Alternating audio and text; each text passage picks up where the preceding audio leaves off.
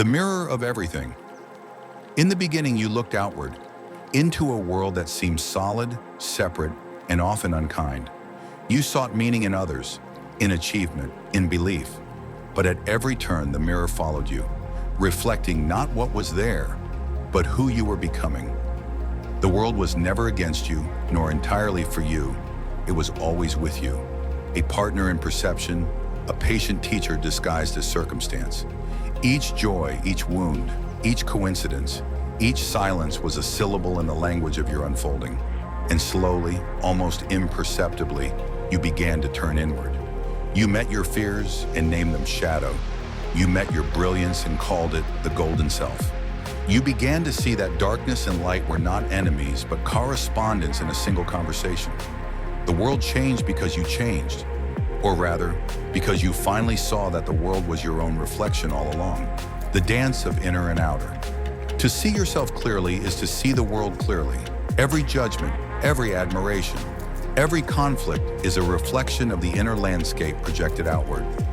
When you make peace within, the world softens. When you honor your truth, life mirrors it back through opportunity and connection. You once believed that self-knowledge meant isolation, but it led instead to empathy. For when you understood your own contradictions, you could no longer condemn those of others.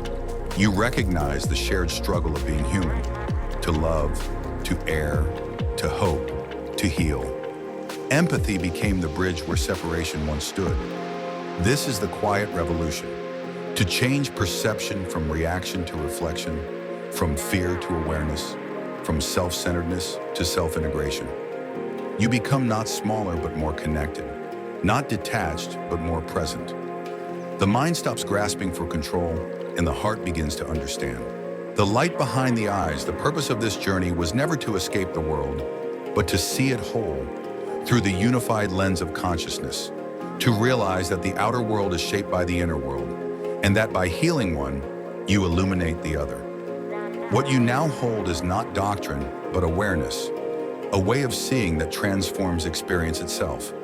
Where once you asked, "Why is this happening to me?" you now ask, "What is this showing me?" That simple shift changes everything. You no longer walk blind through coincidence and chaos. You walk awake, guided by meaning. The ordinary becomes sacred. The morning light through the window, the voice of a stranger, the rhythm of your breath, all are expressions of the same infinite intelligence reflected through you. Wholeness is the destination and the path. You have discovered that wholeness is not a future state to achieve, but a presence to remember. It lives in the space between inhale and exhale, between thought and silence. It is felt when the heart and mind finally stop arguing, when you no longer divide yourself into fragments of good and bad, but stand simply as human, complete and aware. The journey of individuation is eternal, but peace comes when you stop running from yourself. You realize that enlightenment is not found at the summit, but in the gentle acceptance of everything you are. In that acceptance, love, not sentimental, but elemental, begins to radiate quietly through your being, touching everything you encounter. The return, and so you return to the same world you left, but now seen through new eyes. The same streets, the same people, the same sky, yet everything